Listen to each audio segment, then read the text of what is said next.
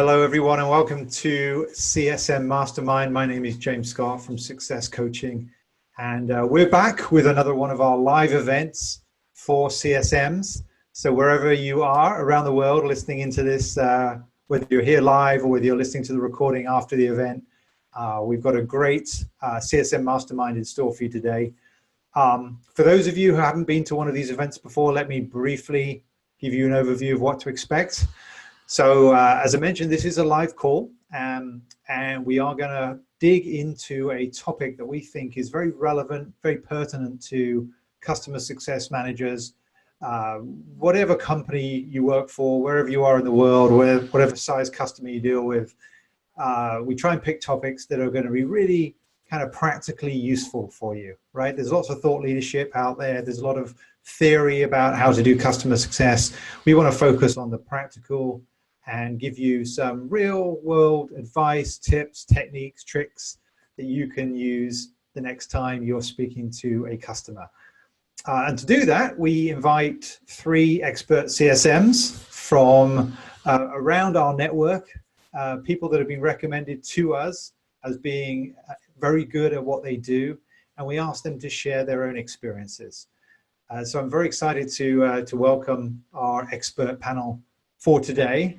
And I'm going to let them introduce themselves first of all, and then I'll introduce the topic that we're going to be talking about. So first up, I'd like to welcome Mike Ranahan from Hubspot.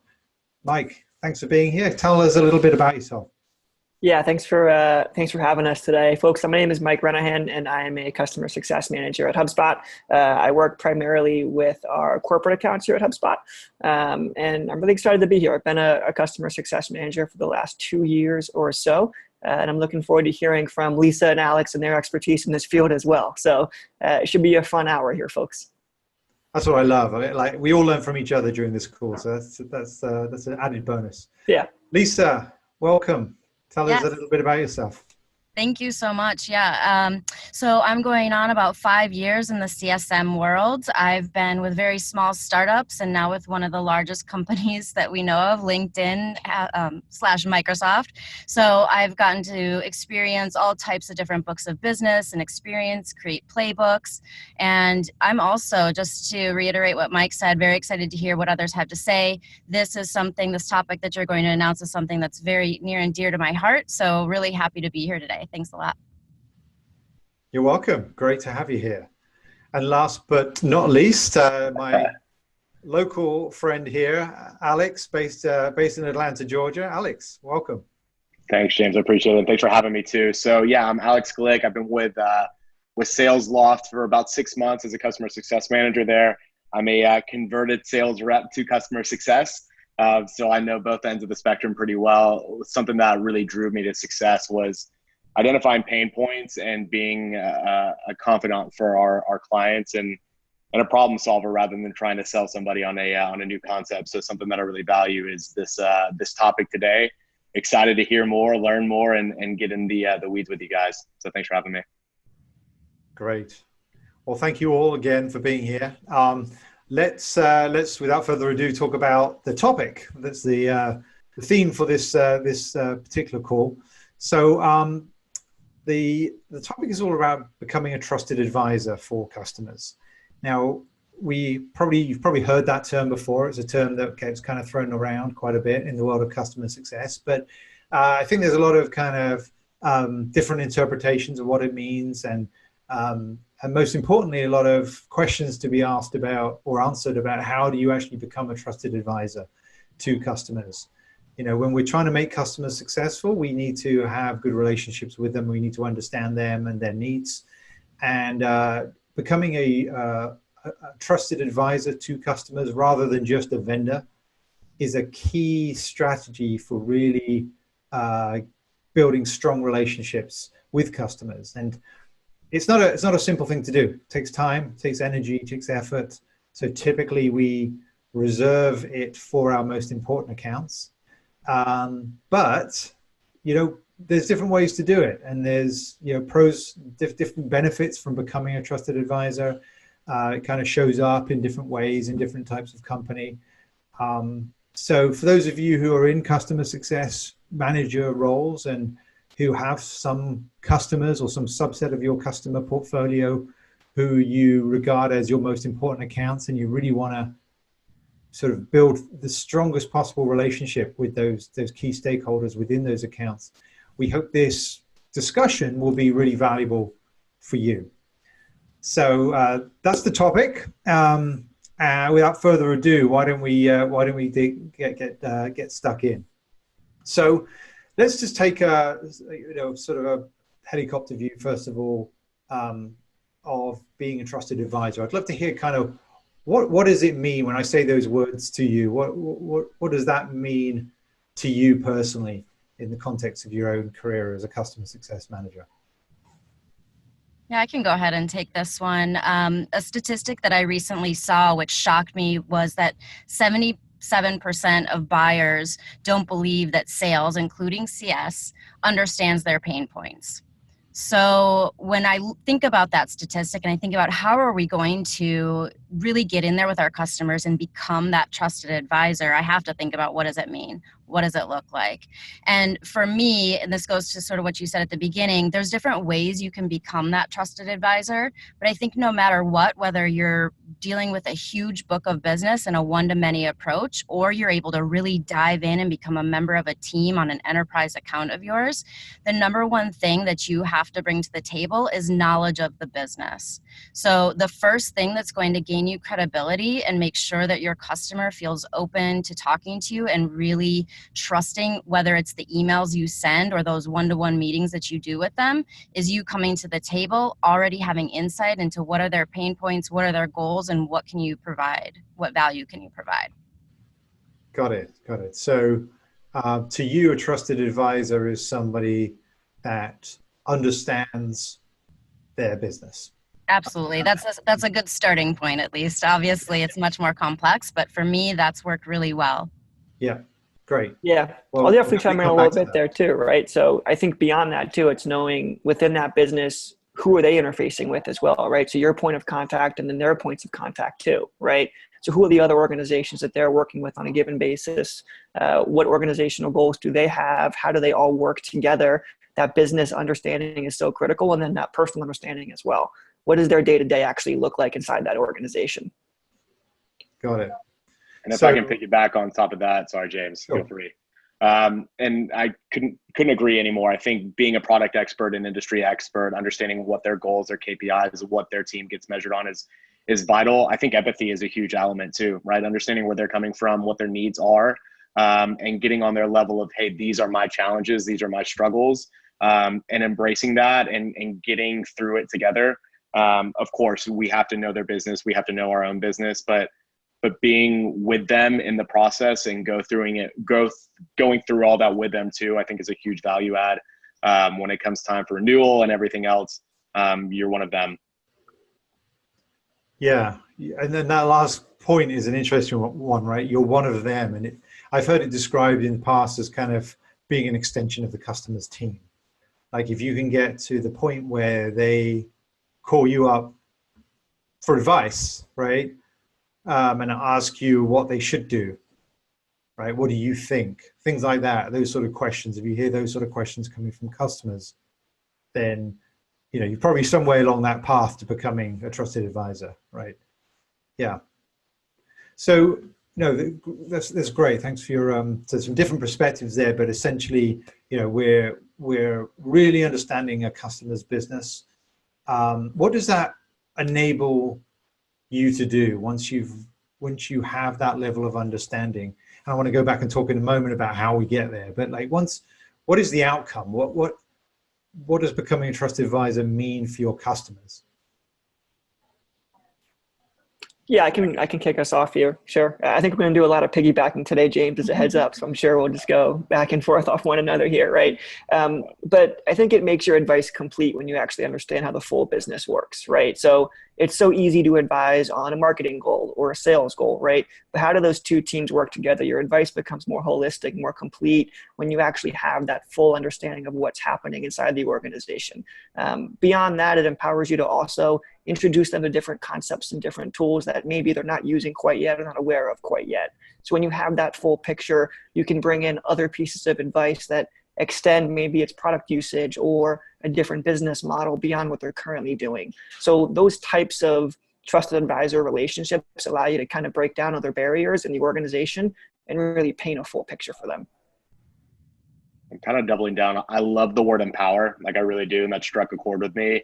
Not only are you empowering yourself to be a great resource to them, but you make them look phenomenal within their organization, right? If you can empower your client to lead and essentially train the trainer, right? So they can go in and they can take your advice and you don't have to get the credit for it, but you make them look great. I mean, that's a huge element too in building that rapport and building that relationship. You're empowering them to lead their organization. Whether it comes from you or not shouldn't be even a factor in this. This is all about making them look great. 100%. I've actually had program managers, or what we call the folks using our offering, and I've had them come back to me and say, hey, I got massive kudos at my all hands because of the work that we've done together.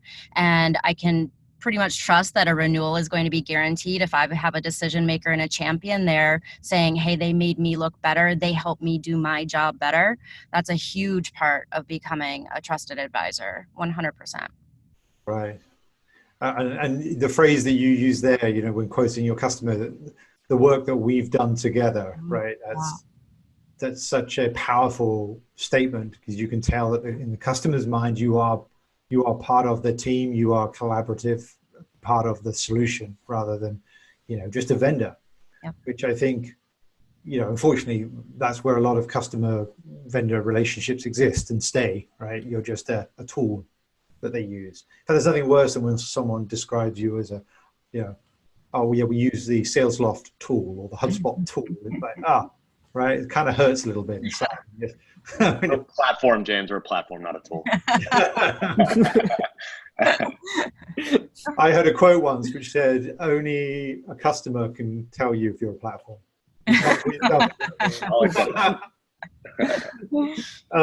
No, great stuff. So from a customer perspective then, it means you are building these much more collaborative, as we've said, much more mutually beneficial relationships, I guess, with the company whose products or services you're using.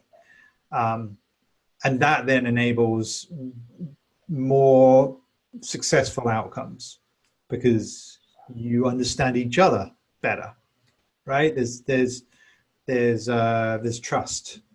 There's you know, you believe in each other's knowledge, right? You each bring different things, I guess, to the table, and together the sum of those parts, you know, is enables better results than you would do if you were just operating without that collaboration. Does that sum things up? Okay, so if we understand that that's the outcome, well, then everybody should be doing it, right? So why don't we do this with all our customers? That's a fun one. I know, at least from where I've been and where I am now, right? I used to manage a book of business that was roughly 270 accounts.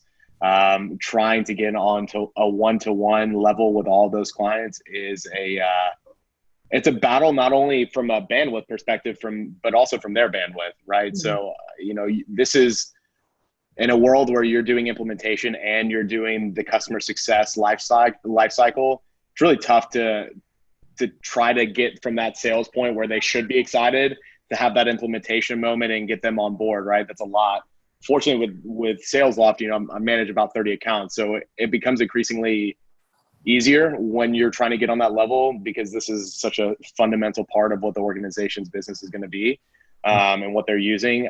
You know, I think it really just depends on the book, right? What are your clients' needs? How many clients are you trying to serve? And is there a scalable approach if you're managing bukus of accounts? Like, how do we get them to feel that love from us? I think largely it's bandwidth and a mutual agreement of kind of indulging in that conversation and relationship. Mm-hmm. Yeah. Yeah, it's definitely like, it's just hard, right? That's probably step one of the whole process. It's a challenge to create this with your entire book of business, regardless of however small it may be. And that's for factors around things like maybe that person only wants to chat once every quarter or once every 6 months, right? And if that's the case, to really dig in with them on a personal level becomes significantly more challenging, right? Not all of our customers want to meet every 30 days, every 2 weeks to dig into their issues, right? The other part of it too is you are also relying on, them leveraging the product in the way that you're hoping they do. So you can offer as much advice in the world as you want to and be that trusted resource and that go-to person, right?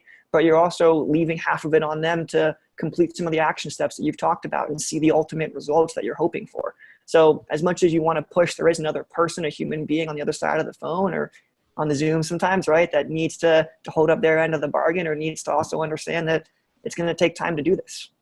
Yeah, I agree. And I had a very similar start as Alex. My first CSM role, I had this huge mixed book of business of enterprise SMB. And I think the thing that I've learned and I've applied after that is that RMs and sales AEs, they do territory planning every quarter. And my first CSM job, I didn't do that. I had no playbook. I didn't know what I was doing. And the first thing I figured out was CSMs need to do territory planning as much as those who are actually selling. So sit down, look at your book of business, figure out who are those folks that only want to meet quarterly? Who are those folks that have really low adoption or low usage? What are the high ARR? And start prioritizing your accounts each quarter and make sure that your sales partners are in it with you, and then tackle them in a more systematic way. Otherwise, I know from my own experience, I got completely overwhelmed trying to juggle all and keep all the plates spinning at the same time without having a real rhyme or reason to it. Yeah. And I think some of that comes back to expectation setting with yourself and with them as well, right? So like having really clear guidelines on how you want this relationship to work and what exactly you're there to service, right? Yeah. I think when they don't understand exactly what it is that you offer, it's really hard to build that trusted advisor status, right? Maybe they're coming at you with constant support tickets and it's not really in your wheelhouse, for example. So I think having that really clear expectation with them on this is why I'm here and this is how I want to work best with you. Let's find some kind of agreeable situation. I think that goes a really long way. That's some great points there. And I want to come back to kind of the strategic planning piece because I think that's really, really important. That quarterly exercise. But how do we make sure that how do we prioritize? How do we know, like, I'm imagining that people listening to this call, right? Some people probably with sub 20 accounts, right? There's probably a lot of people with 100 or thereabouts, maybe even 200 accounts.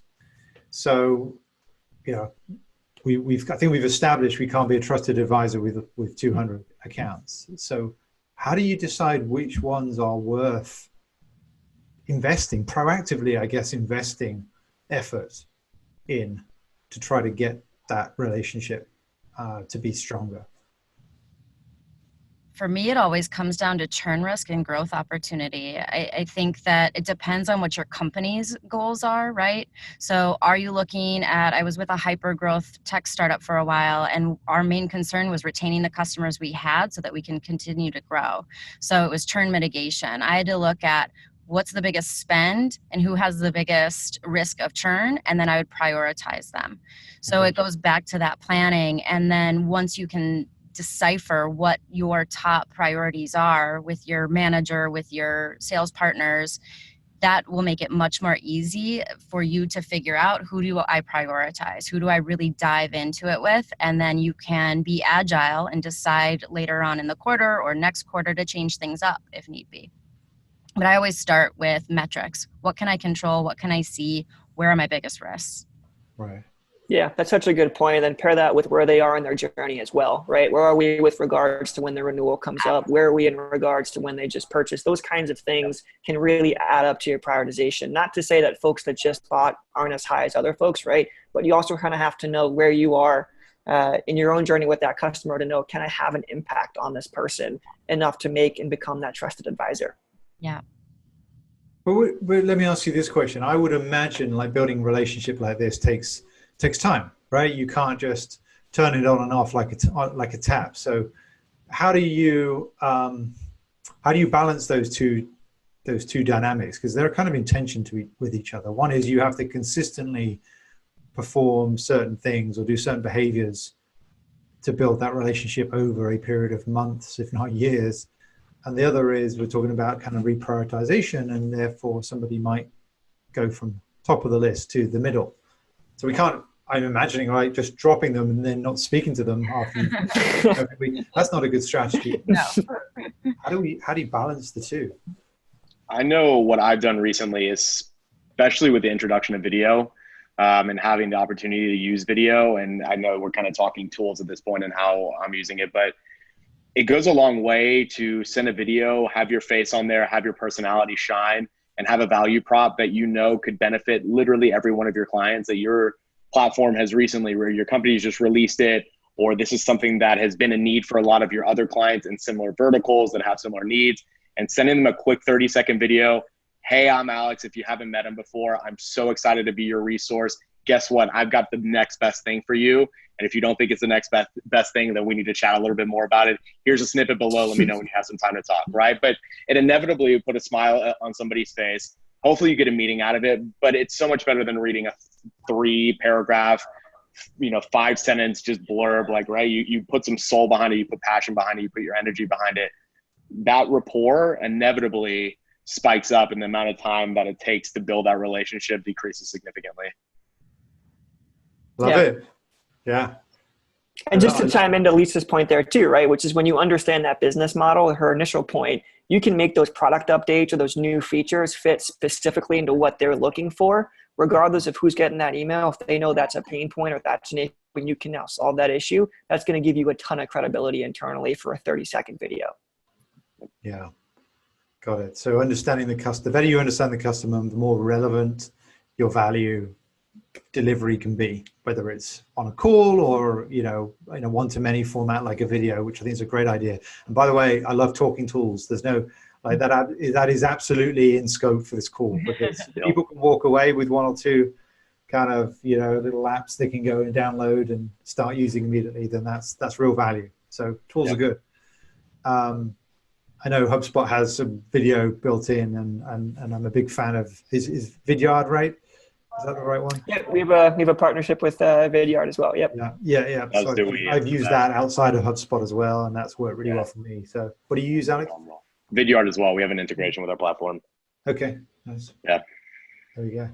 I've heard Videolicious too, but that's I don't know. That's a terrible name. I feel like it's tough to pitch Videolicious, but it's fun because you can put music behind it too. It's a cool platform. Yeah, I've been looking for that one for 6 months. I can't find it on the Google search. I can't spell it. Yeah. Our next call can be on video tools, or how to use video tools to build trust and advisor relationships. Nice. Okay, so we understand why being a trusted advisor is important. We've talked a little bit about prioritization. How long do you think it takes to build those sort of relationships? Is this something that can happen pretty quickly, or, because I think back, like some of like when you think about how relationships used to be between businesses and customers, it would not be unusual for a account manager, let's say, in a more traditional kind of software company, to be at that company for 20 years. And because it was on-premise software, the customer has probably been using it for 20 years. So they've built up this relationship over years, literally. And there's, that makes a lot of sense to me. But fast forward now to where we are, 2019, right? We've got customers who change products on a regular basis.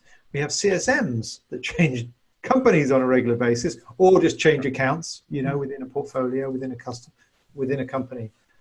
So can we even get there anymore? Like, how realistic is this? Should we just be picking like 5 accounts and really focusing on those, or is this something that we can do, quickly with enough accounts to actually make a meaningful difference?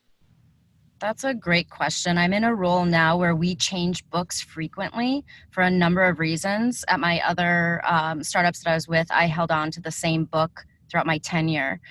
So I could rely on some of those long-term tactics. Whereas now I have to get in, prove value, and I really count on the person who came before me to have done the same. So not only am I providing my own professional, personal brand, and that has to be credible, but I'm relying on all of my colleagues to make sure that the LinkedIn brand is passed off from one CSM to another. So we have to have really high quality and brand recognition, and people say, okay, this person's from LinkedIn. The last 4 CSMs I had were also LinkedIn, and they were all fantastic. I can expect the same kind of quality. So in this new sales landscape where everybody is changing a lot and everything's going on, I think that having that brand recognition as well as your own personal brand recognition is of equal importance. That's a great point. And you're fortunate that you got a company, you've got a brand, you've got a big brand, right? Right. Because a lot of the CSMs I talk to almost, don't have that luxury, and they often have customers who've had a bad experience, Yes, and I've been there too. Yeah, Right. I've been there too, and that's hard. And then you have to rebuild trust, which takes even more time. So Exactly. yeah. Exactly. Any other thoughts on that? I think it's certainly feasible, right? I think building a relationship in a short period of time is something that you have to be good at in this role. I think there's a lot of variables behind it too. How long has the customer been with you? Do I have to start from scratch? Are they just fresh out of implementation and from the sales process? Because then you can treat them like your babies, right? Like this is your first point of contact. I am the face of my company. I am the brand that I represent now. I think Zoom has made it increasingly easier for us to build relationships with clients and similar video broadcasting systems. But I think one thing that I really try to do with all my clients when I either first get them, they either come out of implementation or they're reassigned, is have like an informal introductory call where we just kind of converse, right? And we can talk about beer, we can talk about food, we can talk about goals, we can talk about all of it. And inevitably, anybody can talk about their favorite beer, right? Or their favorite bourbon. That's quick. You get a smile and we start building a relationship, and okay, all right, now we've done the fun stuff. Let's talk about work, right? Let's talk business. So I definitely think it's easy. It's tougher when they've been with the company longer, right? There's not that need necessarily. They don't have those big asks or issues to address, which is fantastic. Hopefully they don't churn, right? That's the goal. But I think building a relationship is much easier when they're fresh than when they've been around for a little bit longer. Yeah. I think you have these interesting timelines where the traditional customer success model might be, we have a call every couple of weeks, every couple of months. And with that kind of a timeline, it's really hard to build it quickly, right? But if you can find those, maybe they submitted a support ticket today that the answer to really quickly. Can you give them a quick win where you're saving them some time or some effort, right? Something that fits into what they need in that moment. I think it starts to build that trust a little bit faster. Maybe it's a tricky billing situation or something like that where you can just step in and kind of be the hero of the day, as much as, of course, all of us in CS are heroes, right? But as much as we can in that moment be the hero, I think it goes such a long way for that customer. Yeah, and so to do that, you got to do a little bit of homework, which shouldn't be a big deal, but it obviously often is, right? Going from call to call to call, and we haven't eaten lunch, and now we're just hopping on a call with another customer, and we've not looked at their account or checked Salesforce or whatever. Yeah. So there's a lesson there, right? That 5 minutes of prep might just make the difference in terms of the value you can provide. Definitely, right? We talked about prioritization of our book of business earlier. You have to prioritize your day in CS as well, right? Like, what are the high value activities that will ultimately serve your customer that you can focus on? Yeah. So do you guys do that like at the start of the day? You see, right, who am I speaking to today? Do some research at the beginning, or do you do it like just in time before the call? Have you got a particular routine that you find works for you? I do mine the day before. So I have a notebook. I have it here with me right now. I take it with me everywhere, and it's an extension of my arm, and it has my to-do list in it. And every evening before I wrap up for the day, I check that to-do list, check my calendar, make sure that I have everything prioritized and prepared, and I've done everything I need to do so that I'm not always back on my heels. I hate being reactive. I think a lot of us in the CS community are a little type A, and we're perfectionists. And so, we like to make sure that we're on top of everything, and we don't want to let our customers down, and we don't want to have that sense of panic and dread. And this is the way that I found that really helps me, is just the day before, then I can go home, get a good night's sleep, not worry about it, and come in ready. Love it. Love it. Yeah. When I was managing 270-ish accounts first thing in the morning, I was usually the first one in the office, and I'd get a sticky note and I'd look at all the calls that I have today, and here's 1 or 2 bullet points that I know I need to address. And, when you know the platform and you know your product, you can address that on the fly. And then during those conversations, you'd identify 3 more areas that we need to address, give them a realistic time frame on an expectation on an answer. And then you have that, hey friend, like right there with you, like you've got that lined up for yourself. So, here's what my agenda looks like. Fortunately now with, 240 less accounts, I can hop in and I've got some time in between conversations. But yeah, I was a big sticky note guy for a long time. I'm glad I've got some pen and paper enthusiasts on the call as well. I'm in the same boat too. Yeah. But one of the other things I found too is I block off 90 minutes in the morning just to get my day started. Right. And that's going through all my accounts for that day. Writing down some things that I've noticed. I've also found that putting the agenda of the call in the calendar invite on the previous call just gives you a complete preparation for what lies ahead, right? It makes it a little bit easier to get going and get started for the day. So definitely a recommendation I'll make to folks. I just want to put an exclamation point on that. Agendas not only help you as the CSM, they set expectations with your customers and help them come to the call prepared. So it's not a waste of either of your time. So if you're not already doing it, please put agendas in your calendars. It's a lifesaver. +1 to both. That's great. And I love the fact in this day and age, we are all relying on paper and pen, which is good. Me too. I'm guilty. But I mean, that just, that was a whole separate conversation. That's a whole separate CSM Mastermind call about how nobody in the company knows enough about customers because it's all in notebooks. Yeah. But we'll come back to that one. We'll come back to that one. So let's imagine then. Here I'm just going to put you guys on the spot. Let's see if we can come up with 3 or maybe 5 if we're feeling like overachieving today. Good questions that a CSM can ask a customer that both helps open up the conversation and helps you be more of an advisor rather than just somebody who jumps when they say jump, right? What are your go-to questions between you? Can we find 5? You want me to start? I'm sure we all have a couple. The sooner you go, the easier it is. Yeah.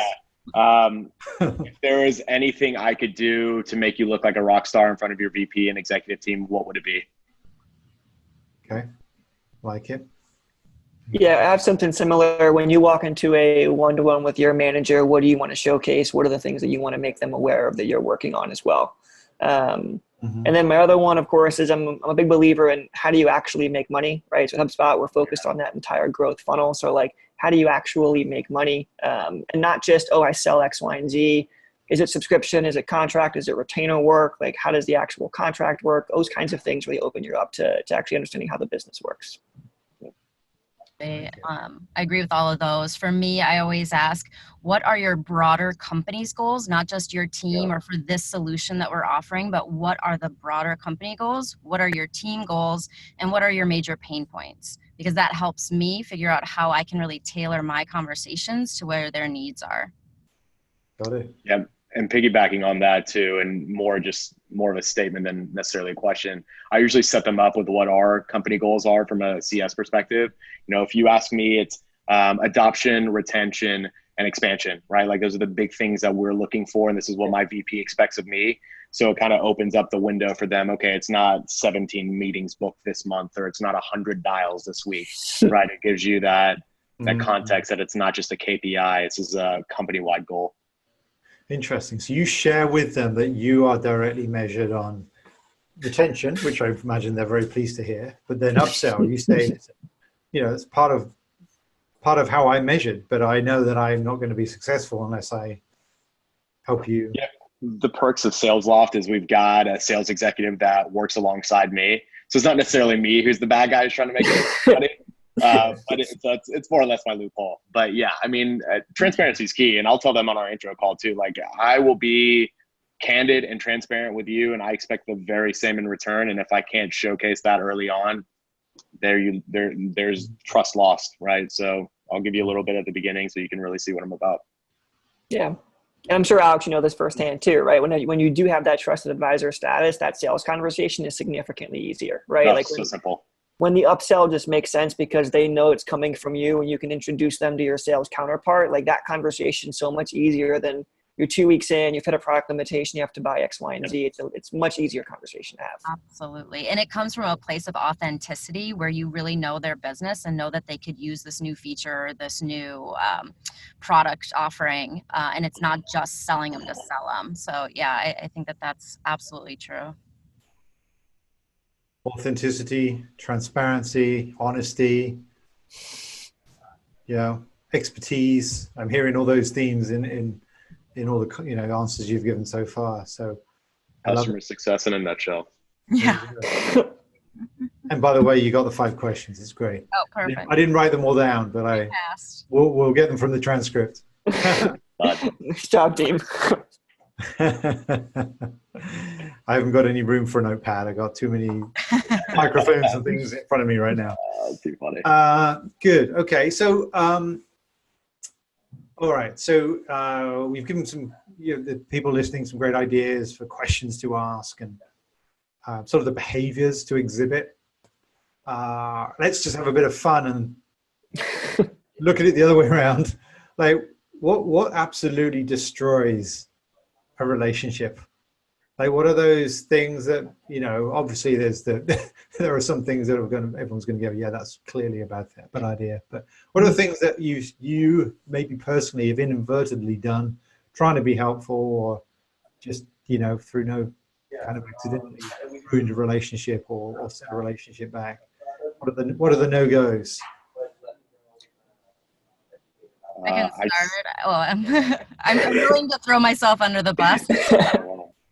When I first started out as a CSM, I had come from an entirely different world and I wasn't used to talking to C-suite professionals. I was selling to technology companies, so I definitely wasn't accustomed to tech talk. And I would come in thinking I had to be overly confident and I had to know all the answers. And what I very quickly found is if I came in thinking I knew it all, I never gave my customer the opportunity to tell me what their needs were. So instead, I was telling them what I thought they were. They weren't correcting me. They were writing me off. I wasn't somebody that they actually could trust because I would just come in with my own agenda. Once I started listening more, doing my research on the company beforehand, asking a lot of questions, that's when I felt the doors start opening up and I was being invited to be part of the team. That's a great point. So not trying to have all the answers. Comes back to that authenticity and honesty, right? Yeah.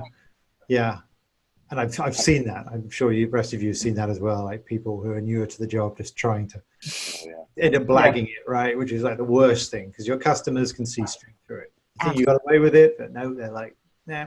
No. Just of no value. I think along those lines too, right, is you have to know the skill level of the person you're working with. So I think in CS, so many of us see 5, 6, 7, 8 opportunities, and we want to have them do all 8 by the next call when realistically they're not going to complete 4, right? So how do you work with them to set up reasonable action steps to complete ahead of the next call to actually build some momentum? If you overwhelm them or give them too much, they're just going to think you're just trying to get them to do too much, right? So knowing what their skill level is, knowing what realistically they can achieve, and working with them on a simple plan to get there is what can ultimately really drive that relationship. Great. Love it. Yeah, I'd also say, and I'll piggyback on Lisa's in a second, I think setting unrealistic expectations on the front end, having them say like, hey, I've got a support or a technical issue that in your mind, you don't really know any better. So you set the standard. Yeah, we can get this done in 24 hours, but this is now we got to take it to the engineers and there's people way on a different pay grade that have to handle this now. And it's like, well, that 24 hours has turned into a week and a half and you look like a fool. So I think that was something I learned early on, that ask internally before you set a precedent.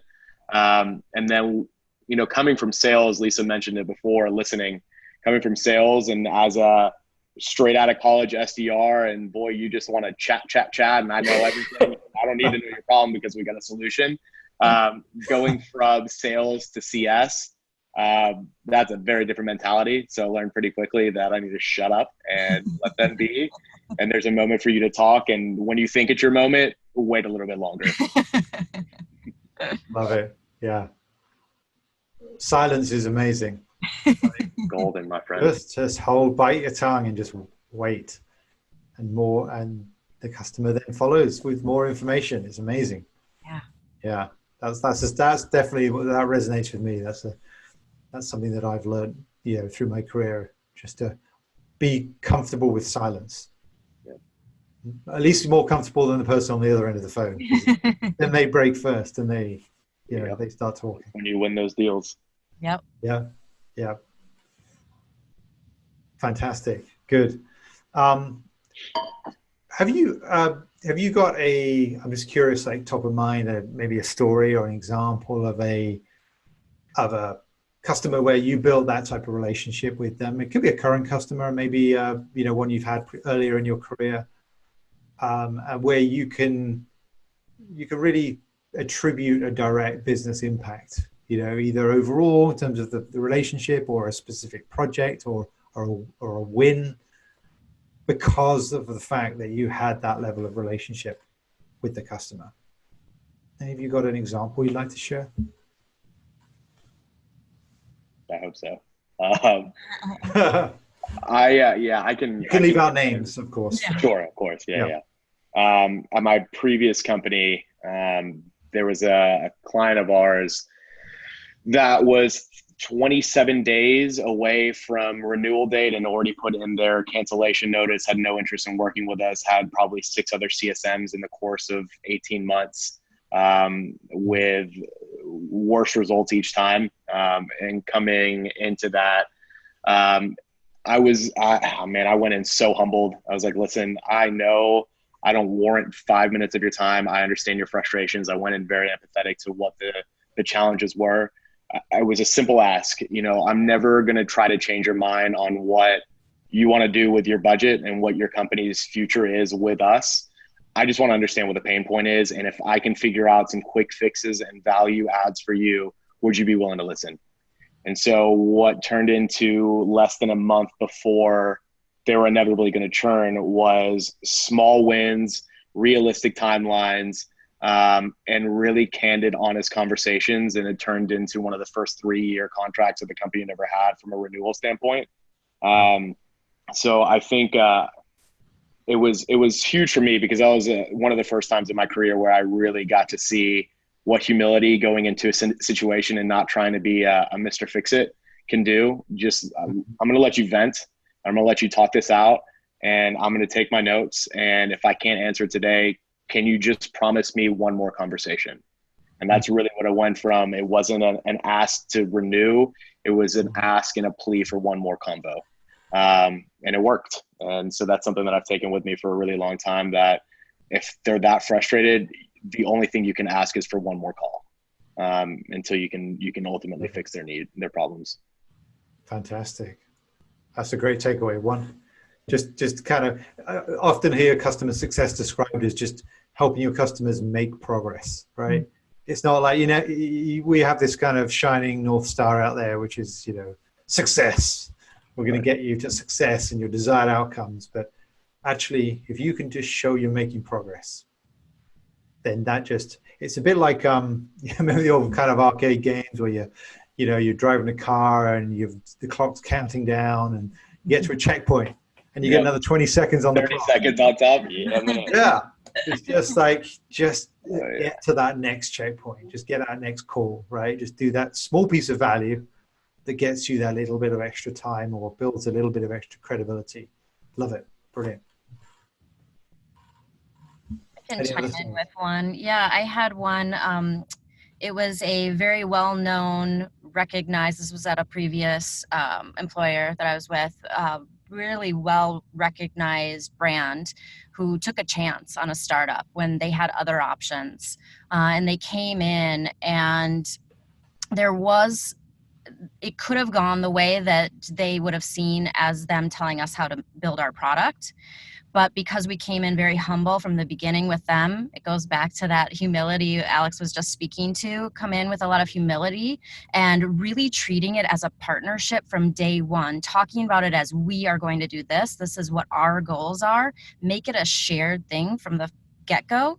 We ended up being wildly successful with them. They ended up rolling out a platform that was powered by the company that I worked for. And we took that partnership to another level where we started learning from them. They would come and do on-sites with us. We would spend our days sitting with them and their engineers and really understanding their business.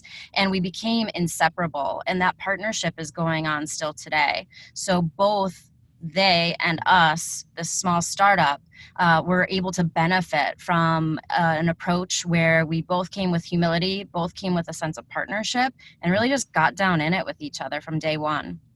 That's amazing. That's fantastic. What a great story. Yeah, it seems there's a theme here for just being the humility from day one. Yeah. I guess I'll bring us home here, right? Another humility story. No, I think I started with it was a one man shop down in the great state of Texas, and I had the chance to actually go visit in person and head down there and meet them face to face. Which Zoom is wonderful, but getting face to face interaction in the office, working with folks is really, really great. And this person just couldn't get any momentum going because they had 5 different things firing all at once. A one-person show trying to run marketing, sales, service all at once. So we just started focusing on really small steps. What's the one thing you can do today? What's the one thing you can do tomorrow? And eventually they built enough momentum where they were able to automate a bunch of these tasks and get things back in their day.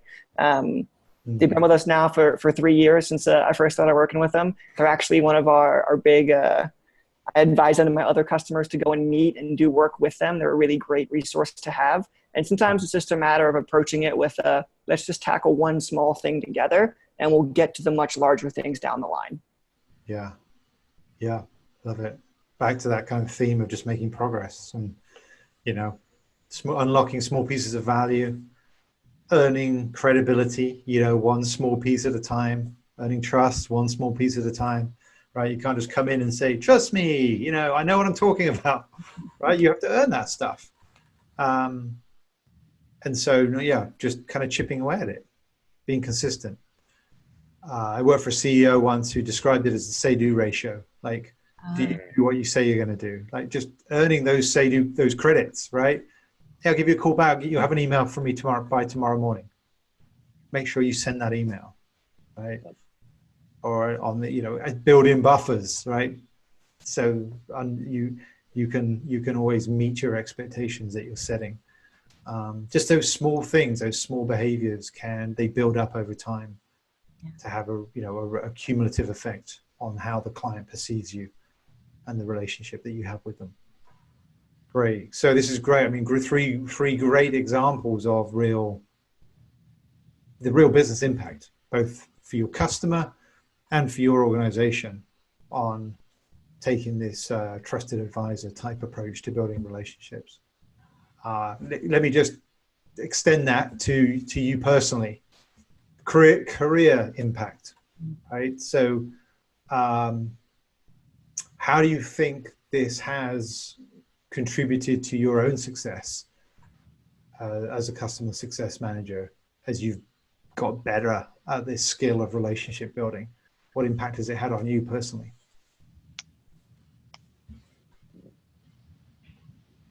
That's this is where you have to talk about yourself. That's a great question.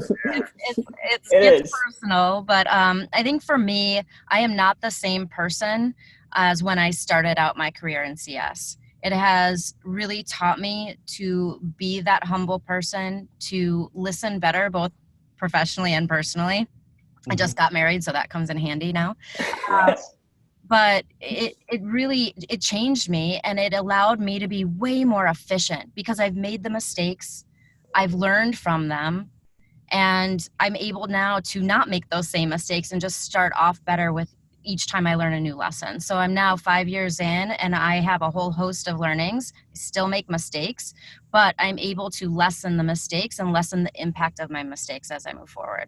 So it's been an incredible learning experience. And as I mentioned, when I first came in, hot out of the gate, thinking I knew it all and was ready to show and command the room, it turns out that's not the way to do things. And it took some time to learn that, but now I can really start off each relationship, whether they're new or have been with us for a while, on the right foot from what I've learned.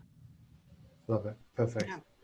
I think everyone in CS wants to work with, the high money accounts, right? That's why we get into CS. We want to have those interesting business conversations. We want to have those unique conversations. And I think being that trusted advisor on a small business to a medium business to a large business, you learn how to interact with multiple stakeholders, which I can't speak enough about in terms of career development, where you're not interfacing with just someone in marketing. You're now working with the VP of sales. The CEO might join the call this Tuesday, whatever it may be. You learn how to build those relationships across the entire org, which allows your career to grow because you can drive better adoption, better results across the entire business. Got it. Yeah, I think the money's important. It's fun too. It comes with unique challenges. I think personally, I'm always going to be a guy who tries to be a problem solver, right? Like I tell my wife this all the time, and I just got married myself, and she knows what she got into. Where like I get the day was bad. Here's how we fix it, right? But I think one thing that in the last 2.5 or so years I've learned is lead with questions and understanding that it's not just surface level. There's obviously something that went deeper in the day that was tougher, or there was a conversation that was had that led to this. So not coming out of the gates hot with, oh, I got your answer, and more so like, all right, let's hash out what the root of this really is, because it's never going to be the root upon initial conversation. So I think I've gotten a lot better at asking questions than I was maybe 2 or 3 years ago. Yeah. Fantastic. Yeah, I had someone gave me some advice only a year ago, and I love it. Instead of asking your spouse, how was your day? Ask them what the best part of their day was. Yeah. Love that. Love that. And you can do that with your customers as well, right? Yeah, absolutely. And then in terms of, just to kind of wrap things up with the last few minutes here, we talked a lot about building these relationships with customers. But I think in customer success, we have 2 segments of customers. We have our paying customers, and then we have our internal teams, marketing, product, sales, etc. So I just wonder if any of you have got some thoughts on how these skills that you've built as you've dealt with your customers have helped you within your organization to be more impactful, more influential, better at your job.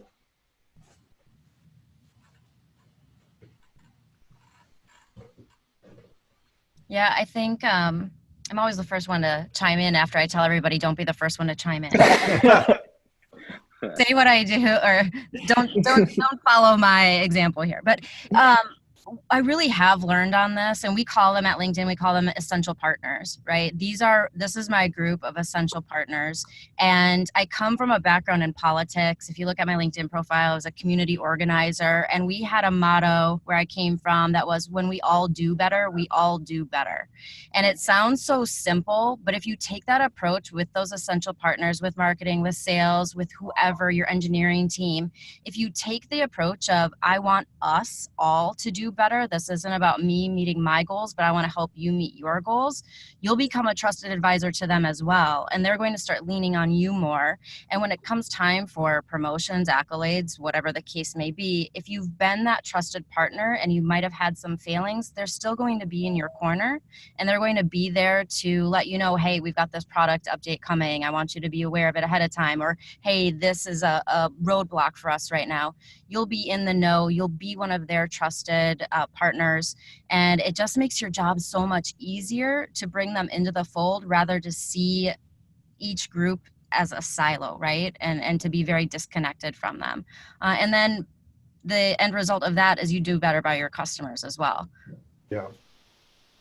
Yeah, it's been really great, HubSpot. We recently everyone now has a customer first goal across all of our teams, whether that's product or service or marketing or sales. We all have a customer first goal where our customers really do come first. So it's made those conversations much easier, I guess is the way to put it.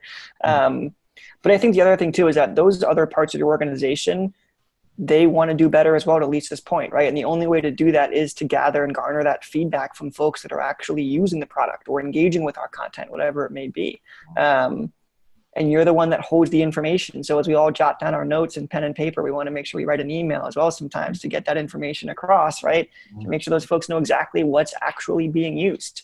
There are so many use cases where a new product's developed because we've uncovered something a customer's trying to do that just previously wasn't possible. So yeah, I think having those relationships internally can go such a long way for your customers. Great. I think understanding, getting on a personal level with, I always think of support and engineering as like two of my closest groups that I work with, like our product engineers and support. Before raising a ticket, understanding what are the things that they need before that ticket gets raised, before they have to go back and forth with the client a dozen times, or realizing that you truly are the voice of the customer in every way, unless product is physically on site or engaging with them first. So giving them all the ammunition in the world to kind of arm them as they're having these conversations. It just important to understand what their needs are too, because at the end of the day, we hold a lot of keys in our pocket, and they can impact every part of your organization positively or negatively if you hold it in. So knowing what their needs are and knowing where we can benefit them starts with having a conversation first. Great advice. Thank you, everyone. I think we are unfortunately out of time for today's call. I want to thank Mike Ranahan from HubSpot, Lisa Stout from LinkedIn, and Alex Glick from SalesLoft. You guys have been awesome. I've really enjoyed our conversation. I've learned some stuff. I hope we met your desired outcome of learning a little bit from each other as well. Absolutely. Sounds like it. So thank you again. And for those of you listening, I hope you enjoyed it, found it useful, took away some actionable items that you can start using right away back in the office when you're talking to your customers. And we look forward to seeing you at another CSM Mastermind event very soon. But for now, have a great day. Bye-bye.